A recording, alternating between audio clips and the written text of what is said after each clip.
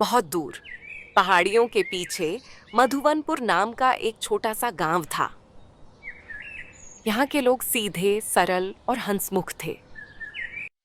हर साल यहाँ खुशियों का मेला लगता था, जिसका इंतजार बच्चों से लेकर बड़ों तक सभी को बेसब्री से रहता था।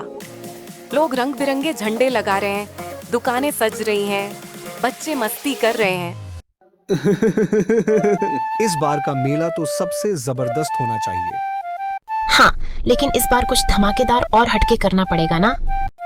पर ज्यादा बड़ा मत करना यार, मम्मी फिर से डांटेंगी।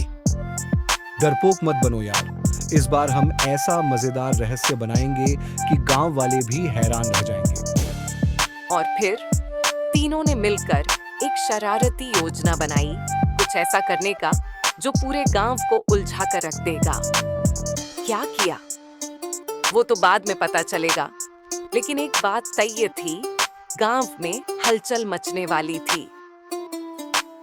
अंधेरी रात थी, सब तरफ सन्नाटा पसरा हुआ है।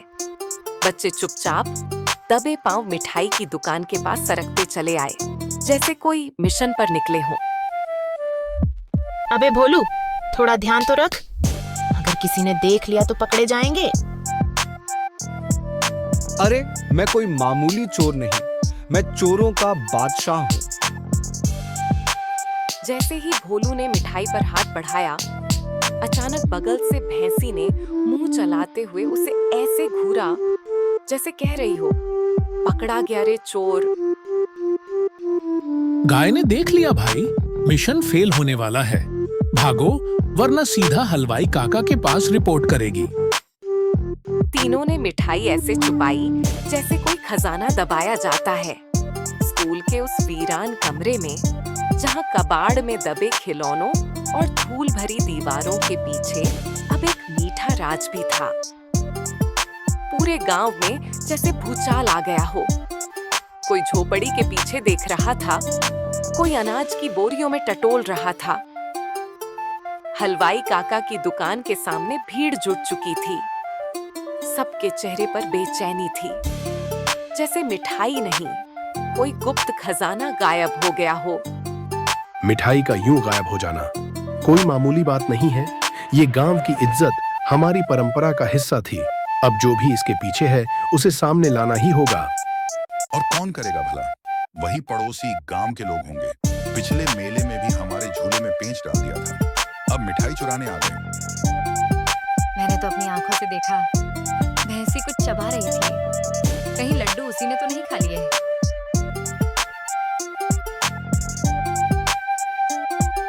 शायद कुएं में गिर गई हो।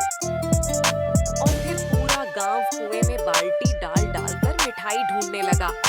रात में लालटेन के उजाले में लोग खेतों में, पेड़ों के नीचे ढूंढ रहे हैं। प्लान बी शुरू करो दोस्तों, अगला झूठा सुराग अब हमारी जीत की सीढ़ी बनेगा। पेड़ के ऊपर मिठाई? भोलू कुछ भी। पप्पू सच बोलने की कोशिश करत है। स्कूल वाला कमरा शायद। स्कूल का पुराना कमरा, धूल जमी हुई खिड़कियां।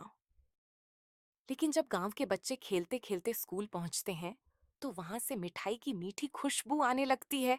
जैसे ही मिठाई की खुशबू गांव में फैली, एक के बाद एक सब तेज कदमों से पुराने स्कूल की ओर बढ़ने लगे, मानो किसी रहस्य का पर्दा उठने ही वाला हो।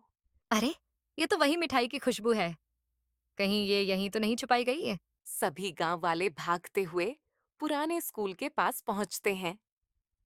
दरवाजा खुलते ही सामने रखा होता है मिठाई से भरा थाल, और उसके पास एक रहस्यमयी चिट्ठी।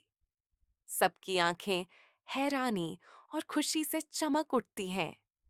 सब गांव वाले एक चबूतरे पर बैठे हैं, हंसते बातें करते मिठाई खाते हुए। अरे भाई, बच्चों की शरारत ने हमें असली खुशी का पाठ पढ़ा दिया। चलो अब सब मिलकर मिठाई खाएं। हम सबको माफ कर दीजिए ना। बिल्कुल। और फिर पूरा गांव हंसी खुशी मिठाई खाता है, गले मिलता है, और मेला इस बार सबसे यादगार बन जाता है।